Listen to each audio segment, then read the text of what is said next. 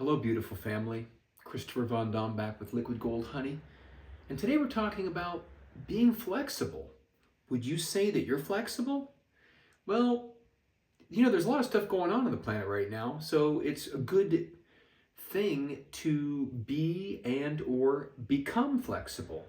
So I remember some years ago, I was going through a hard time, and because I was going through some personal stuff, a lot of little things were getting to me and bothering me. But I saw this guy, and he was so cool. Like, he seemed like he's always relaxed, like nothing bothers this guy. And I'm thinking, geez, I want what he has. Like, I want to be that chill, that relaxed. It just seemed like anything that came his way was like water rolling off a duck's back, and I wanted that. So I said to him one day, I said, how do you get that? Like, how do you achieve that? How do you be that? And he explained that he implemented a way of being that no matter what happens, it's like, who cares? Whatever. It's not that big of a deal. Like, that is his first, knee-jerk response. Like, who cares? Whatever. Who cares? Whatever. 3 words. Who cares? Whatever.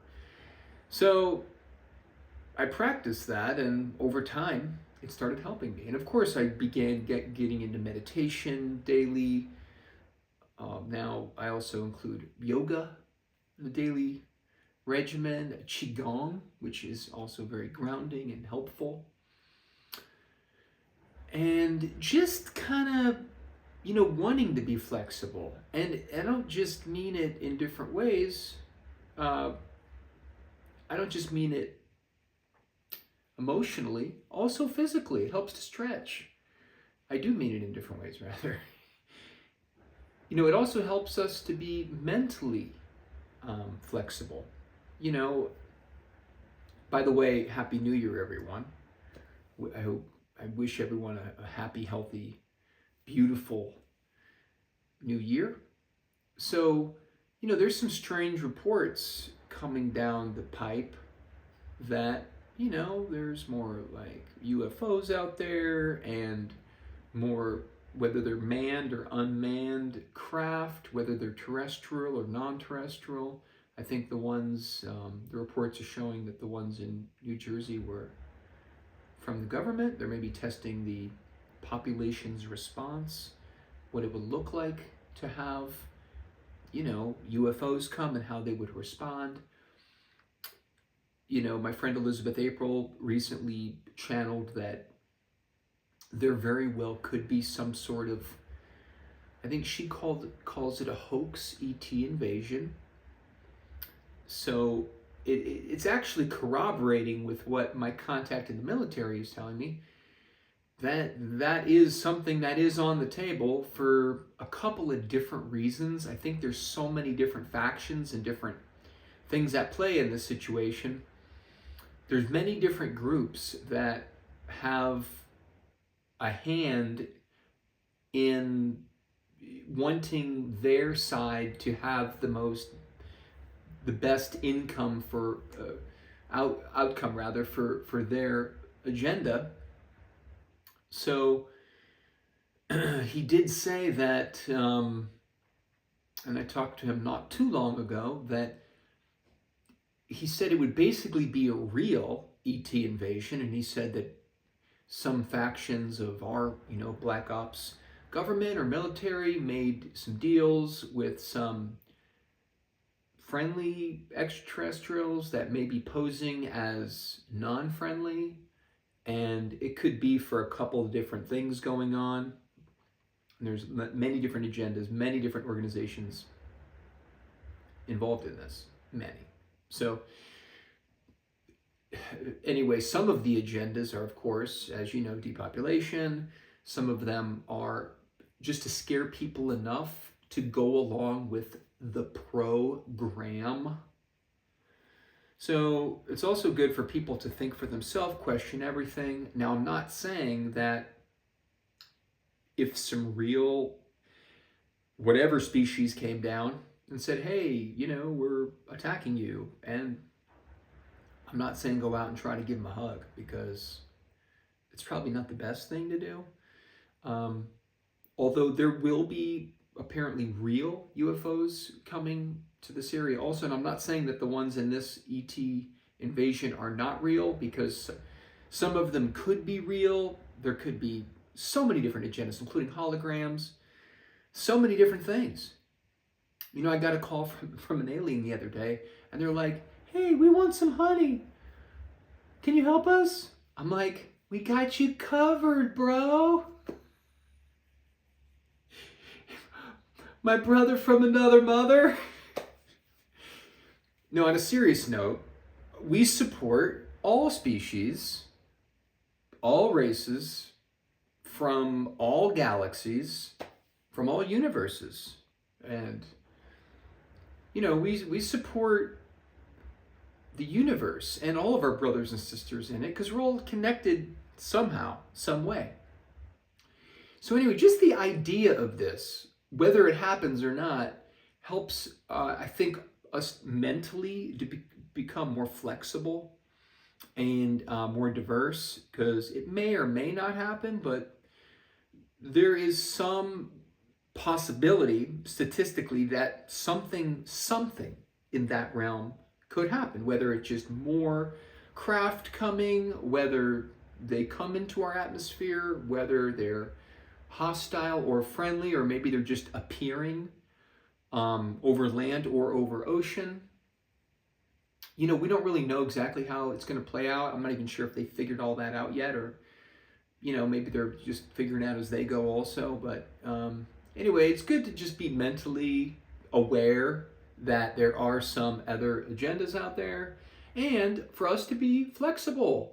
And, you know, it helps to stretch physically, it helps to stretch mentally, it helps to stretch emotionally and spiritually. Let me ask you guys a question, and girls.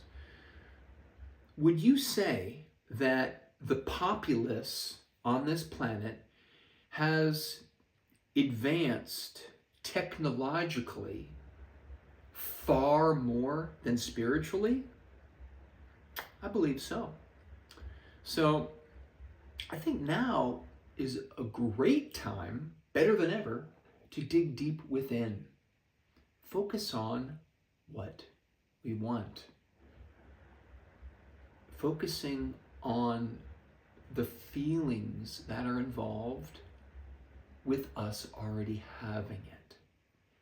And putting the picture on our little screen in front of us, with us having whatever we want, and the feelings of deep gratitude and happiness and joy and peace and comfort that all go along with us already having all of this.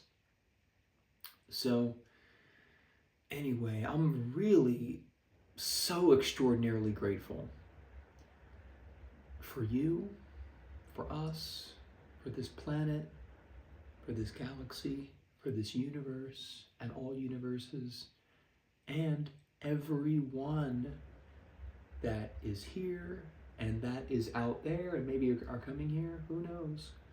We'll see. I mean, did you guys and girls see the Harvard report that got released last year, saying that most likely there are different species of extraterrestrials already walking around on the surface of the planet amongst us, and the people have no idea? Why would Harvard come out with that information and release that? I find that very interesting, don't you? I believe it's a preparation for not only disclosure, integration. So, yeah, I mean, I would take care of yourselves and your family and your friends, but I wouldn't get too scared. You know, like try to get everybody, you know, scared so they go agree to things that might not be the best thing for them. You know, follow your heart. So when I talk about digging deep within and connecting on a spiritual note, I'm talking about connecting with our heart. I'm talking about connecting with our intuition. They make these phones. There's been reports are out there. You guys and girls may or may not know this, but they have put programs into the phones to make them addicting, so that you'll always look for your phone to get a psychological reward, whether it's a text, whether it's a post on Insta or YouTube or TikTok, to get that dopamine triggered so the phone becomes addicting. Have you also heard the expression that they even gave us this extraterrestrial technology, phones and many other things, but in this case phones, so that people would look down instead of looking up? Anyway, I know people that have developed health issues because they've always been on their phone.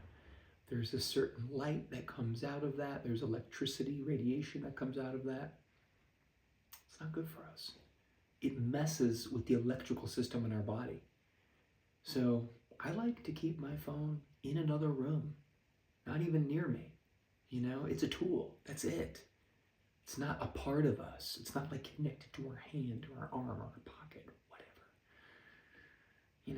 So anyway, I think now is the time to break from our phones and break from the technology, whatever device you spend the most time on. It could be on a desktop, could be on a laptop, could be on an iPad, whatever.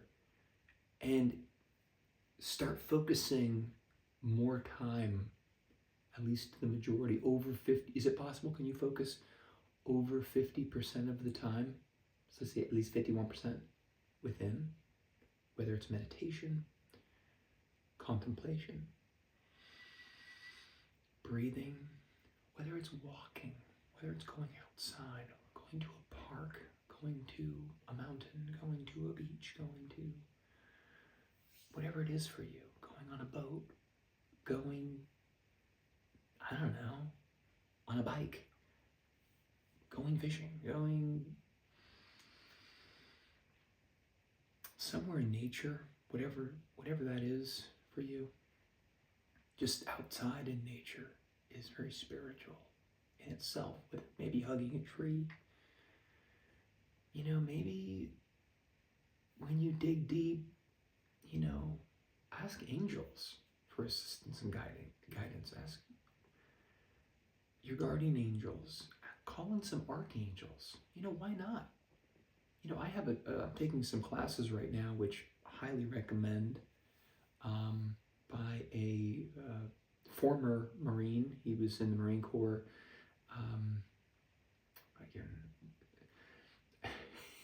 He was an instructor for the Marine Corps nuclear biochemical warfare defense engineer instructor, which you can check him out. Dr. Robert Gilbert. He has an online school, vesica.org, based in North Carolina. Most of his classes are online. He's uncovering a lot of teachings from ancient Egypt, which I'm finding fascinating. So anyway, I'm digging deep into that and the spiritual aspects of that and how they can benefit us today. So, and he also confirms that one valid strategy is calling in the angels. Because, my friends and family, how many animals do you think are around us? Or let's just say, on this planet? A lot, right? What if I were to tell you that there's equal amount of animals and beings on the planet around us that you cannot see, that are there? And most people have no idea about this. They don't even think it's possible. Well, there's many planes and planes on top of planes. And anyway, Even if you can't see them with enough inner spiritual work, you can start sensing them and feeling them. Some people can see them. There's even detection devices now that are very hard to find, but they're there. If you dig deep enough, that have photoed these, that have videoed them. Some of them are humanoid looking, some are many different shapes and sizes. Anyway, some of them will try to attach onto you, some of them will try to manipulate people or get into their body and have them do things. So anyway, but it's good to be aware of that. The more you meditate, the more you do yoga, the more you hug trees, the more you stay grounded, even exercise, the more you do physical exercise, the stronger it makes your energetic field around your body. It strengthens your naturally occurring energetic field, your naturally occurring protective field, your naturally occurring auric field. When you eat the bee products, the bee pollen concentrate, the raw honey, not only does it activate your DNA, because the sun bakes the flower, the bees go to the flower, they bring it back to the beehives. We said, little bees, can we please grab some of that light? They're like, okay. We put the light in the jar. When you get it from us, the products, the bee products, especially bee pollen concentrate, all the honeys, you're eating light. When you eat the light, it makes you strong, helps you to tap into some of your consciousness that you're normally not or have not yet tapped into yet. So it's real special, all of this. It's a real special opportunity and growth opportunity that we have right now to say, okay, well, maybe I have been addicted to my phone for like 5 years or more. Maybe I can start to maybe think about meditating more, or maybe go for a walk, or maybe I can go rollerblading, or I don't know, go into nature, whatever that is for you. Breathe. What if you just breathe? What if you just put the phone in the other room and just breathe?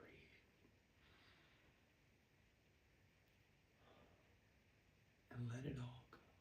Who cares? Whatever. I love each and every one of you from the bottom of my heart. I am so grateful for all of you. And I love you all so much. And I'm wishing you the strongest, healthiest, happiest, highest frequency, beautiful 2025s and beyond. Love you.